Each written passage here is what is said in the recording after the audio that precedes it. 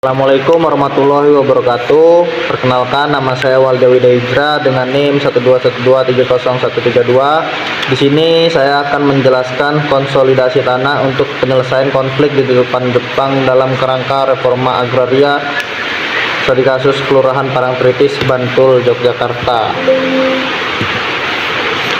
Untuk model konsolidasi tanah yang pertama yaitu model konsolidasi tanah vertikal. Model ini diterapkan daerah dengan keterbatasan lahan seperti perkotaan. Tujuan dari adanya konsolidasi tanah vertikal ini adalah mengoptimalkan ruang dengan pembangunan bertingkat atau zona campuran yang menggabungkan perumahan, komersial, dan fasilitas umum dalam satu area.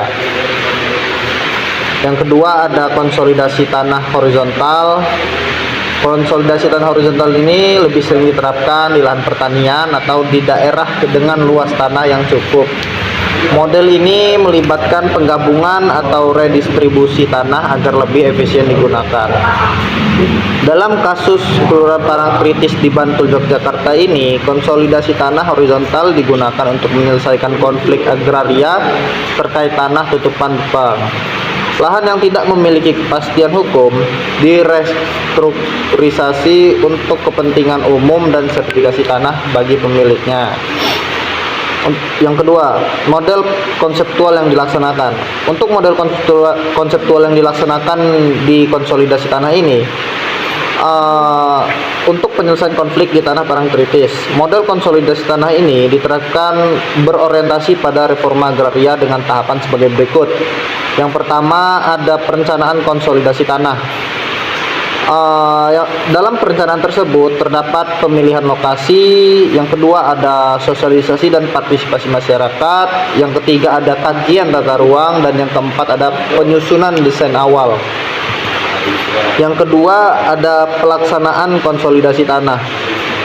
Di dalam pelaksanaan tersebut terdapat beberapa tahap yang akan dilakukan. Yang pertama yaitu pengukuran dan pemetaan.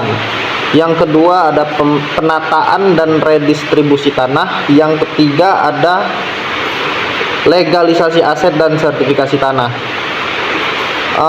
Yang ada lagi pembangunan hasil konsolidasi.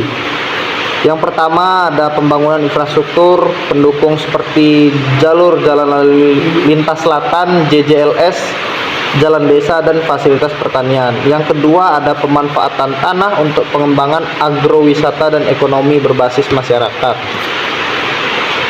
Untuk biaya pelaksanaan konsolidasi tanah tersendiri itu meliputi berbagai sumber.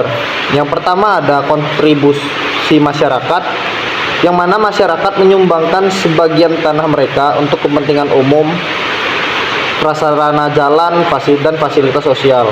Konsep ini dikenal dengan sebutan sumbangan tanah untuk pembangunan atau SPUP. Yang kedua ada dari anggaran pemerintah. Pemerintah daerah dan nasional menyediakan dana melalui APBPN dan APBD untuk mendukung proyek oleh kementerian terkait seperti Kementerian Pekerjaan Umum dan Perumahan Rakyat atau disebut PUPR, dan untuk pembangunan infrastruktur jalan. Yang ketiga ada pihak swasta dan hibah. Kerjasama dengan pihak swasta untuk mendukung pengembangan kawasan. Contohnya bantuan dari perusahaan untuk mengembangkan fasilitas agrowisata. Kesimpulan dari konsolidasi tanah tersebut, konsolidasi tanah horizontal lebih umum digunakan untuk penataan tanah pertanian seperti di Parangtritis. Model konseptual yang diterapkan berbasis partisipasi masyarakat dan reforma agraria dengan tahapan perencanaan, pelaksanaan, dan pembangunan infrastruktur. Untuk biaya pelaksanaannya tersendiri itu tidak disebutkan nominalnya, tetapi itu berasal dari kontribusi masyarakat, anggaran pemerintah, dan serta dukungan pihak swasta. Sekian, terima kasih. Kurang lebihnya saya mohon maaf. Wabillahi taufiq wal hidayah. Wassalamualaikum warahmatullahi wabarakatuh.